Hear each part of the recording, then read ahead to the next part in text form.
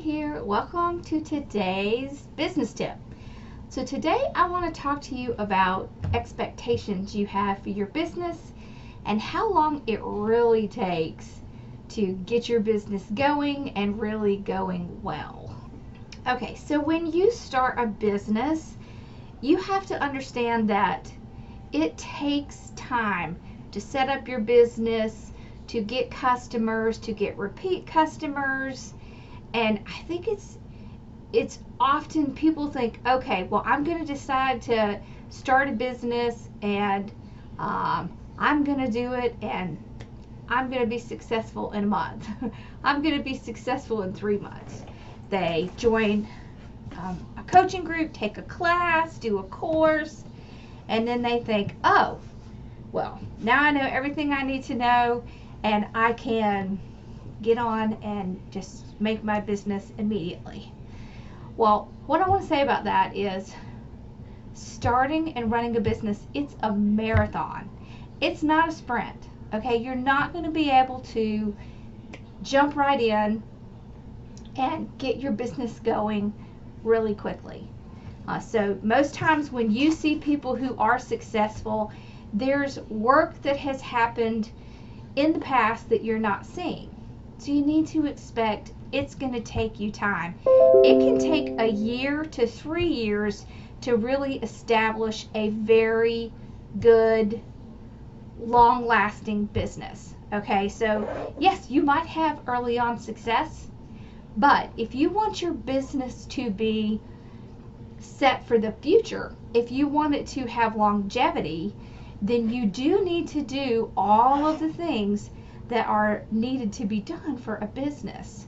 Okay, so that means that you have to go through all the necessary steps.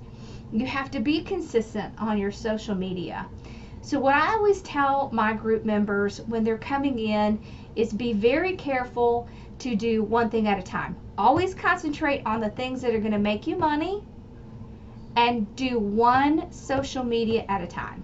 So you want to be very careful. You want to pick which social media you already kind of have at least some handle on and work on that one. Get to know it well, because what happens is as you perfect one, you gain a lot of efficiencies and you're not having to spend nearly as much time on it, right? So there's a lot of things that you can do to save time, because time, of course, is your biggest resource because there's only so much of it you have. And when you're first starting out, you're the only one doing it. So you want to make your time count. And I know this is really hard, but don't watch everyone's live. You know, if there's certain people that you really like to watch or you need to watch, then watch them later when you have time. Don't jump on everyone's live. I mean, it's great to share everyone's live, and I absolutely think that's a great thing, but you need to do a drive-by, as I would say. Go in, say hello, share it, get out. Because if you are spending a lot of time on people's lives, then you are losing the time that you need to work on your business. So if you feel like you don't have enough time to work on your business, look at where you're spending time, because most likely you're wasting a lot of time on things that you probably didn't even realize you were doing. It's really easy to have that happen. Okay, and keep in mind that you want to keep your overwhelm in check, because creative people, when they get overwhelmed, they're going to want to quit. Okay, so keep in mind that marathon, right? It's a marathon.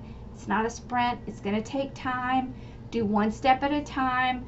Don't try to do 15 things at a time. And what I mean is, don't start your Facebook page and your YouTube channel and your Instagram and set up an Etsy page and set a Shopify store up and do all of these things all at one time, because what's going to happen is you're going to spend a little tiny bit of time on each thing and it's not really going to be set up the way it should be and not the way that it's going to work for you. So do one thing at a time, get it set up correctly, understand it, and then move on to the next one. So the first thing you need to do is you need to look at the things that are going to make you money.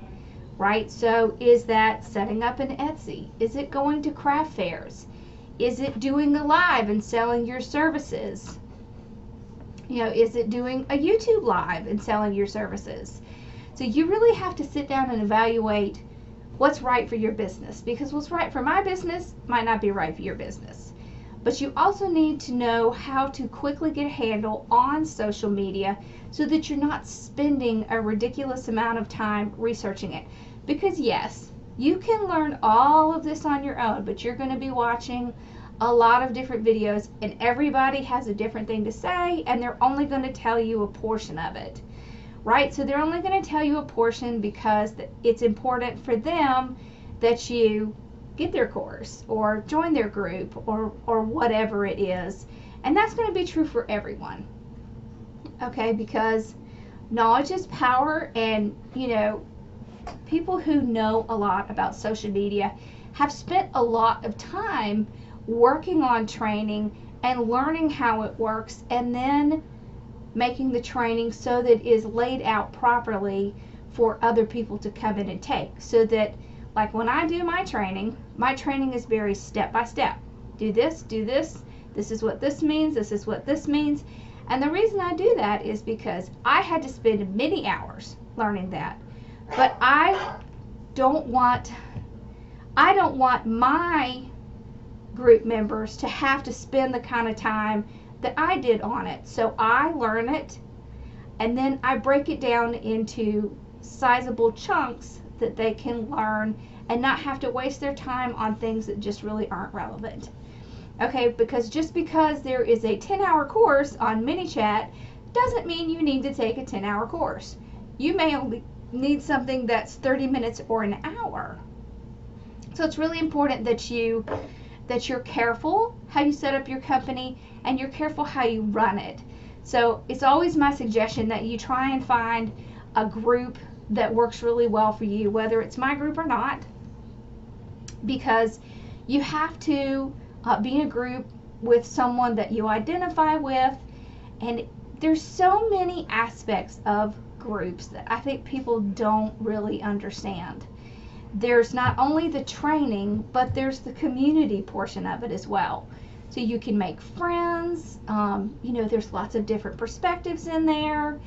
And so you get that portion as well. So you have both the support system that everyone needs when they're doing a business, because everyone needs support, and you get the actual technical knowledge that you need in order to do it. So that's my advice. My advice is keep in mind that you're running a marathon. You're not running a sprint. Don't expect your business to just pop up overnight. Don't think you're going to go live and then the next day all of a sudden every product you have or every service you have is immediately going to be taken up, because that's not how it works. It takes work. Okay, you have to earn the trust of the people that are coming to you to solve a problem. So that's why people purchase things. You're solving a problem.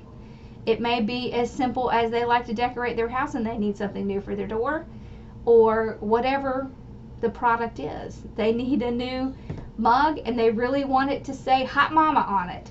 It doesn't really matter what it is, but all businesses serve a purpose. So you need to figure out what purpose you're serving for your customer, identify that customer, and then work towards that. And it's a process. It's a process that you have to go through, that you have to learn about yourself, about your business, and about your audience. Okay? So I hope this helps you. And remember, if you are looking for a group, you can come and check ours out. It is a Lori Jacobs Success Path, and my group members are called the Cubbies. So if you hear people saying Cubbies, that's what it is. All right, you can find information on my website, hardworkingmom.com, and I hope to see you again soon. If you have any questions, make sure to leave them in the comments below, okay? Thank you for watching. Bye-bye.